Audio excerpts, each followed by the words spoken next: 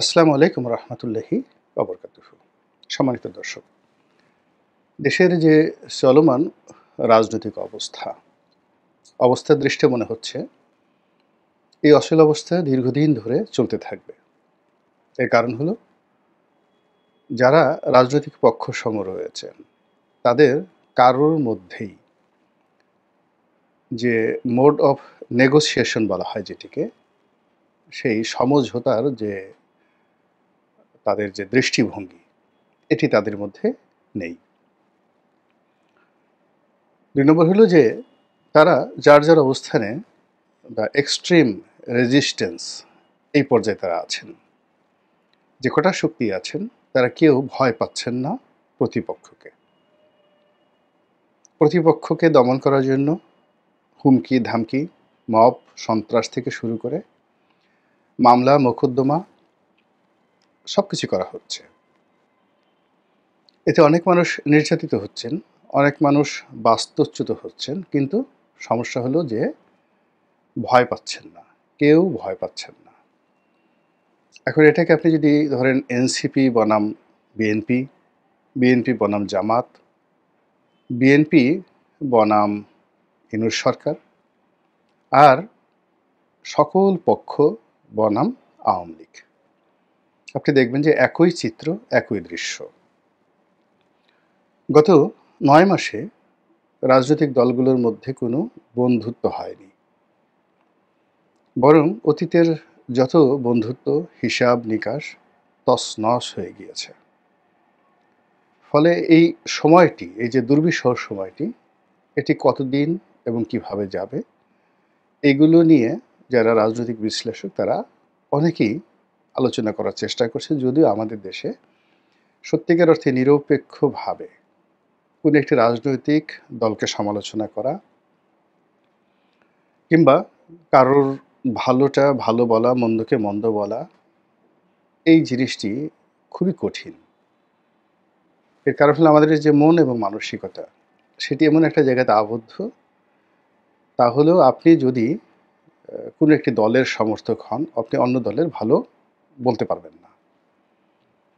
কিংবা আপনি যদি আ অন্য একটা দলের হন, তাহলে সেক্ষেত্রে নিজের দলের মন্দ বলতে পারবেন না। আরেকটা সমস্যা হলো যে আমাদের এই দেশে সত্যিকার অর্থে নিরপেক্ষ চিন্তা এবং চেতনার মন মানসিকতা সম্পন্ন লোকজনের সংখ্যা খুবই কম। ফলে কি হলো যে চারিদিক থেকে শুধু সংঘাত, সংঘাত, সংঘাত। তো এই বিষয়ে আলোচনা না করে আমরা আজকের যে শিরোনাম, সেই শিরোনাম হলো আওয়ামী লীগের ভবিষ্যৎ। সেটি নিয়ে আলোচনা করব। আওয়ামী লীগের পতনের পরে অনেকে ভেবেছিল যে এই দলটি একেবারে শেষ হয়ে যাবে। আগামী ১০০ বছর এই দলের কোনো অস্তিত্ব থাকবে না, অথবা এই দল একেবারে নিঃশেষ হয়ে যাবে। পরবর্তীতে যখন দেখা গেল যে না, এই দলটি নিঃশেষ হচ্ছে না, বরং যেখান তাদের সম্ভব সেখান থেকে তারা উকিঝুঁকি দিচ্ছে। তারপরে শেষে তারা সংগঠিত হওয়ার চেষ্টা করছে। তারা তাদের নিজেদের যে অবস্থান সেটি জানান দিচ্ছে। এবং তাদের যে প্রস্তুতি, সেই প্রস্তুতি স্পষ্টতই লক্ষ্য করা যাচ্ছে। ফলে আওয়ামী লীগের যারা প্রতিপক্ষ, তারা তাদের যে কৌশল, সেই কৌশলের যে এক্সট্রিম যে পদ্ধতি সেটি তারা প্রয়োগ করা শুরু করলো। ইতিমধ্যে আওয়ামী লীগ নিষিদ্ধ করা হয়েছে, তার আগে ছাত্রলীগকে নিষিদ্ধ করা হয়েছে। এখন আওয়ামী লীগ কী করবে? দেখা গেল যে আওয়ামী লীগ নিষিদ্ধ হওয়ার পরে পুরো পরিস্থিতি দেশের এবং দেশের বাইরের সরকারের নিয়ন্ত্রণের বাইরে চলে গেছে। স্বয়ং ডক্টর মোহাম্মদ ইউনূস তিনি নিজে বলেছেন যে আওয়ামী লীগ নিষিদ্ধ করার পরে একটা যুদ্ধের পরিস্থিতি তৈরি হয়ে গেছে। এবং আওয়ামী লীগ নিষিদ্ধ হওয়ার পর আওয়ামী লীগ যে কাজগুলো করেনি, সেই কাজগুলো এখন তারা করা শুরু করেছে। আমি একে একে বলছি। প্রথমত তাদের বাংলাদেশে বিভিন্ন জায়গাতে ঝটিকা মিছিল, এই মিছিলের সংখ্যা বাড়িয়ে দিয়েছে। দেশের বাইরে থেকে তাদের যে বক্তব্য, বিবৃতি, সভা সমিতি, সেমিনার, এইগুলো তারা বাড়িয়ে দিয়েছে। তাদের ভাষা সংযত হয়েছে। তারা অনলাইনে অর্থাৎ ফেসবুকে, ইউটিউবে, এরপরে অন্যান্য সামাজিক মাধ্যম থেকে শুরু করে সিএনএন, আল জাজিরার মতো বিখ্যাত প্রতিষ্ঠান এবং ভারত এবং আমেরিকার যে সকল মূলধারার গণমাধ্যম রয়েছেন, প্রিন্ট মিডিয়া রয়েছেন, সেখানে যেভাবে বক্তব্য দিচ্ছেন এবং যেভাবে ও সকল পত্রপত্রিকায় আওয়ামী লীগের মিশন এবং ভিশন নিয়ে তারা যেভাবে প্রচারণা চালাচ্ছেন, এটি আওয়ামী লীগ বিরোধীদের জন্য রীতিমতো অশনির সংকেত। ২ নম্বর হলো যে তাদের বন্ধু রাষ্ট্র হিসেবে পরিচিত ভারত ক্রমশই আওয়ামী লীগের প্রতি তাদের যে সমর্থন এটি বাড়িয়ে দিচ্ছে। অন্যদিকে স্পষ্টতই বোঝা যাচ্ছে যে আমেরিকা, জাপান এবং চীন, এই ৩টি বৃহৎ রাষ্ট্র, তারা আওয়ামী লীগকে মাইনাস করে কোনো কথা চিন্তা করছে না, বরং তারা মনে করছে যে অনেকটা এই দল ফিরে আসতে পারে, তো কাজেই তাদের সঙ্গে নতুন করে যে যোগাযোগ স্থাপিত হচ্ছে এটি বোঝা যাচ্ছে, সব দিক থেকে বোঝা যাচ্ছে। সরকারের নড়াচড়া এবং বিদেশি রাষ্ট্রদূতদের কথাবার্তা এবং রাজনীতির যে একটা গম্ভীর যে অবস্থা, গোমট ভাব যেটিকে বলা হয়, তা দেখে কিন্তু এটা বোঝা যাচ্ছে। সবচেয়ে আওয়ামী লীগের জন্য এই মুহূর্তে সুসংবাদ হলো আওয়ামী লীগের ৩য় প্রজন্ম সামনের দিকে চলে আসছে এবং বাংলাদেশের রাজনীতিতে এই মুহূর্তে অন্য কোনো রাজনৈতিক দলের ৩য় প্রজন্ম সামনে এসে নেতৃত্ব দেওয়ার মতো পর্যায়ে নেই। এখন আওয়ামী লীগের প্রথম প্রজন্ম ৬০-এর দশকে যারা নেতৃত্ব দিয়েছেন এবং ৭০-এর দশকে বঙ্গবন্ধু এবং তার সহ যারা কর্মী। দ্বিতীয় প্রজন্ম হলো ৮০-র দশক এবং ৯০-এর দশকে যারা নেতৃত্ব দিয়েছেন এবং এই ৩য় প্রজন্ম হলো ২০০০ সনের পরে যাদের নেতৃত্ব আমরা দেখতে পাচ্ছি ২০০১ থেকে, এবং এদের সবার বয়সই ৫০-এর নিচে। তো এই যে ৩য় প্রজন্মের যে সকল নেতৃবৃন্দ আওয়ামী লীগে আছে, ঠিক ওই পর্যায়ের অল্প কয়েকজন নেতা বিএনপিতে আছেন। কিন্তু আওয়ামী লীগের নেতাদের যে আন্তর্জাতিকতা, তাদের শিক্ষা এবং তাদের যে গ্রুমিং, তাদের যে পদবি এবং পোর্টফোলিও, এর সমপর্যায়ে হয়তো বিএনপিতে সম্ভব ছিল। কিন্তু বিএনপি যেহেতু ওই রাষ্ট্র ক্ষমতার যে সুযোগটি সেটি পায়নি, ফলে তাদের গ্রুমিং হয়নি। আমি উদাহরণ দিলেই জিনিসটা বুঝতে পারবেন। যেমন আপনি গত কয়েকদিনে সাবেক শিক্ষামন্ত্রী মহিবুল হাসান চৌধুরী, মানে চট্টগ্রামের মহিউদ্দিন চৌধুরী সাহেবের ছেলের অনেকগুলো সাক্ষাৎকার দেখেছেন ইন্টারন্যাশনাল মিডিয়াতে।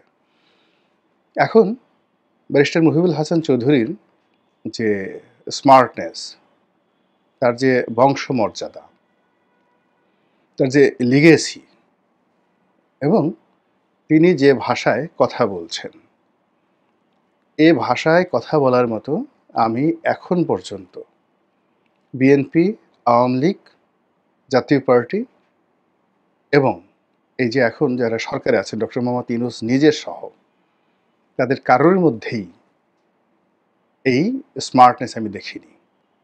প্রত্যুৎপন্নমতিতে হঠাৎ করে কথা বলা, সাবলীলভাবে ইংরেজিতে কথা বলা এবং কথা বলতে গিয়ে ধীর এবং স্থির। যেমন আমি নিজে দীর্ঘদিন ধরে কথা বলি, কিন্তু গত কয়েকদিনে আমি দেখলাম যে আমি কথা বলতে গিয়ে যখন আবেগপ্রবণ হয়ে যাচ্ছি, তখন আমার চোখ দুটো গোল গোল হয়ে যাচ্ছে ব্যারিস্টার ফুয়াদের মতো, স্থির থাকতে পারছি না। মুক্তিযুদ্ধের কথা যখন আসে বা অন্য যে কোনো বিষয় যখন আসে, আমি কথা বলতে গিয়ে আবেগপ্রবণ হয়ে যাই। আমার হাত সাধারণত নড়ে না, কিন্তু ইদানিং দেখা যাচ্ছে যে মাঝে মধ্যে আমার হাত উঠে যায়। ফুয়াদেরও একই অবস্থা, ব্যারিস্টার ফুয়াদেরও একই অবস্থা। কথা কিন্তু একেবারে আপনি ফেলে দিতে পারবেন না, কিন্তু সে তার আবেগকে নিয়ন্ত্রণ করতে পারে না। আমিও ৩য় প্রজন্মের রাজনীতিবিদ, ফুয়াদ সম্ভবত ৩য় প্রজন্মের রাজনীতিবিদ, তার মানে বয়সের দিক থেকে, কিন্তু ফ্যামিলি লিগেছি হয়তো সেই প্রথম জেনারেশনের। তো সেই দিক থেকে মহিউদ্দিন চৌধুরী সাহেবের যে ছেলে, তার যে বক্তব্য, আমি দেখলাম যে আমার চাইতে অনেক অনেক চৌকস। মানে তিনি বলে যাচ্ছেন কিন্তু তার চোখ গোল গোল হচ্ছে না, মুখের অভিব্যক্তির কোনো পরিবর্তন নাই, চোয়াল শক্ত হচ্ছে না। তিনি তার মতো করে কঠিন কঠিন প্রশ্নসমূহের উত্তর তিনি দিয়ে যাচ্ছেন।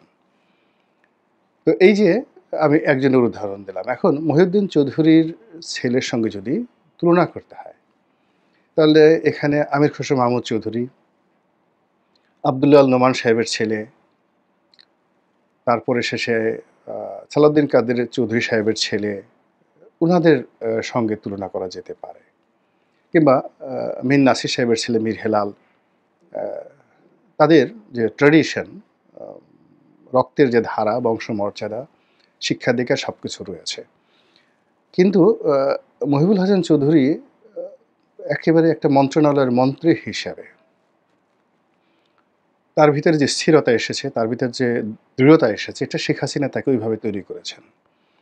আবার একই সঙ্গে শেখ হাসিনা সালাউদ্দিন কাদের চৌধুরীর ছেলেকে আয়নাঘরে ঢুকিয়ে এমন থেরাপি দিয়েছেন যে এখন তিনি ইচ্ছা করলেও মহিবুল হাসান চৌধুরীর মতো কথা বলতে পারবেন না। দ্বিতীয়ত, বিএনপির মতো যে দল, সেটি এই তার যে তৃতীয় প্রজন্ম, সেই তৃতীয় প্রজন্মকে পদ পদবি দ্বারা ওভাবে দাঁড় করায়নি যেভাবে আওয়ামী লীগ দাঁড় করিয়েছে। আওয়ামী লীগে যদি আপনি ধরেন যাদের বাবার পরিচয় আছে, দাদার পরিচয় আছে, আপনি ধরেন খালিদ মাহমুদ চৌধুরী, তারপরে খালিদ মাহমুদ চৌধুরীর বাবা মন্ত্রী ছিলেন, শেখর তার বাবা মন্ত্রী ছিলেন, এরপর আপনি খালিদ মাহমুদ চৌধুরী, শেখর, এখানে মহিবুল হাসান চৌধুরী, এরপর আরও অনেকের নাম আপনি বলতে পারবেন, যেমন রাকেশ রহমান। এখন সে মন্ত্রী হয়নি, এমপি হয়নি, কিন্তু তার সঙ্গে ডিবেট করার মতো, বার্গেনিং করার মতো সত্যিকার অর্থে এখন অন্যান্য দলে কয়জন লোক রয়েছে? তিনি এখন দেশের বাইরে রয়েছেন। এরকম অন্তত পক্ষে আওয়ামী লীগের মধ্যে 50 জনের মতো যুবক রয়েছেন যাদের বয়স 50-এর নিচে, যারা শিক্ষা, দীক্ষা, অর্থ, বিত্ত, বংশমর্যাদা থেকে শুরু করে প্রায় সব ক্ষেত্রে রাজনৈতিক অঙ্গনে সুপারস্টার। তাদের সামনে আপনি আর্মির একজন মেজর জেনারেলকে বসিয়ে দেন, বিসিএস কর্ম পাশ করে একজন ক্যাবিনেট সচিবকে বসিয়ে দেন, এই মানুষগুলিকে তারা পরিচালনা করে আসছেন। এরকম 50 জন লোক আওয়ামী লীগে রয়েছেন, নারী এবং পুরুষ, যারা মানে এমপি হয়েছেন, মন্ত্রী হয়েছেন, দল পরিচালনা করেছেন, নেতৃত্ব পরিচালনা করেছেন, এবং এই যে একটা বিরূপ অবস্থায় আবার দলকে উদ্ধার করার জন্য এগিয়ে এসেছেন।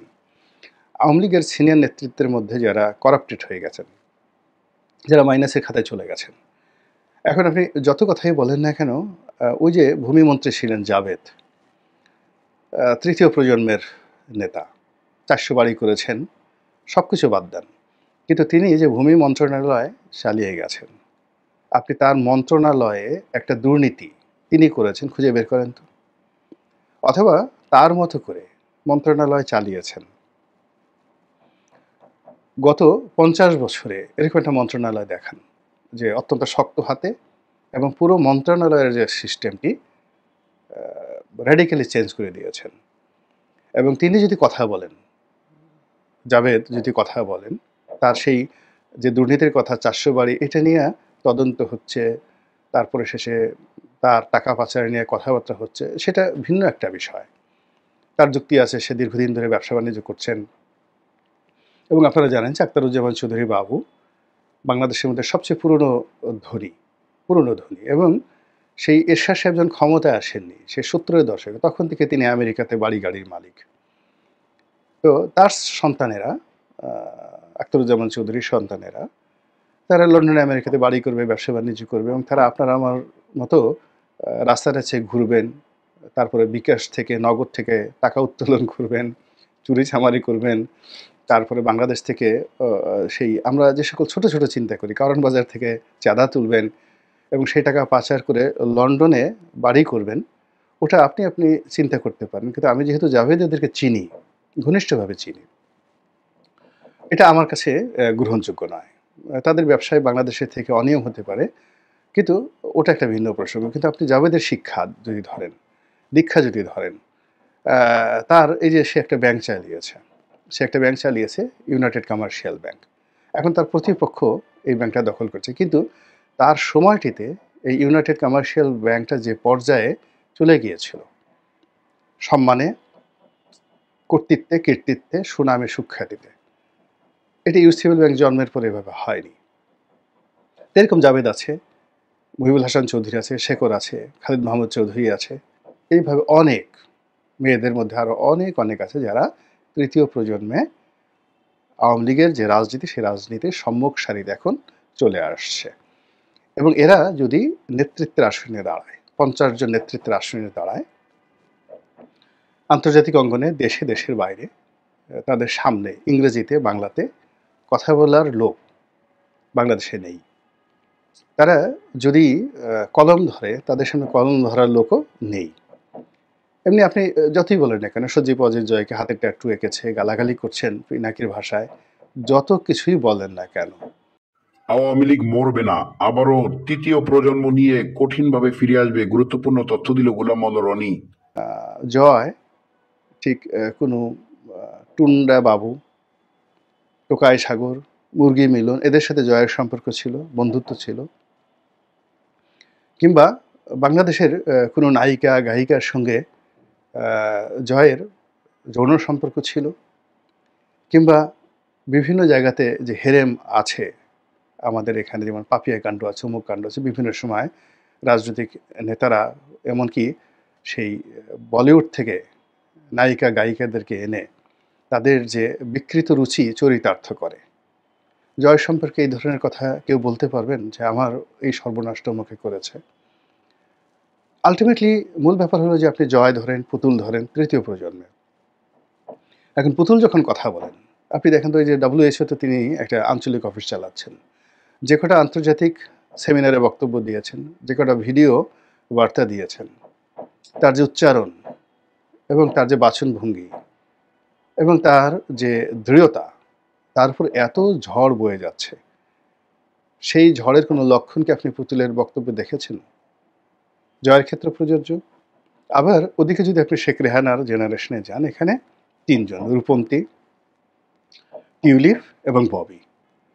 তাদের যে মেধা, যোগ্যতা, লেখাপড়া সব মিলিয়ে এমন একটা পর্যায়ে তারা তৃতীয় প্রজন্মটাকে দাঁড় করিয়েছে। ওই প্রজন্মে আপনি এখন জাতীয় পার্টি, জামাত, বিএনপি, এনসিপি, অন্যান্য যারা রাজনৈতিক দল রয়েছে, আপনি একবার একটু কল্পনা করেন তো, যুদ্ধটা আগামীর যে রাজনৈতিক যে যুদ্ধ, প্রতিযোগিতা, এই প্রতিযোগিতায় কারা এগিয়ে আছে। আর এই প্রতিযোগিতা করার জন্য যে অর্থ দরকার, সেই অর্থটা আলটিমেটলি আওয়ামী লীগ এটা 2001 সনেই তারা সিদ্ধান্ত নিয়েছে যে তারা ওই ভুল করবে না। অর্থাৎ 2001 সনে আওয়ামী লীগ সিদ্ধান্ত নিয়েছে রাজনৈতিক দল হিসেবে যে তারা টাকা রোজগার করবে। এর কারণ হলো বিএনপি যে তাদের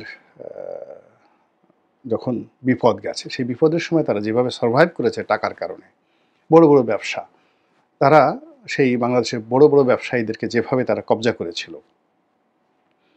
তাতে করে তাদের বিপদের সময় যে ফাইন্যান্সিয়াল সাপোর্টটা ছিল 96 থেকে 2001 পর্যন্ত, আওয়ামী লীগ বিএনপিকে একটা টুক্কা দিতে পারেনি।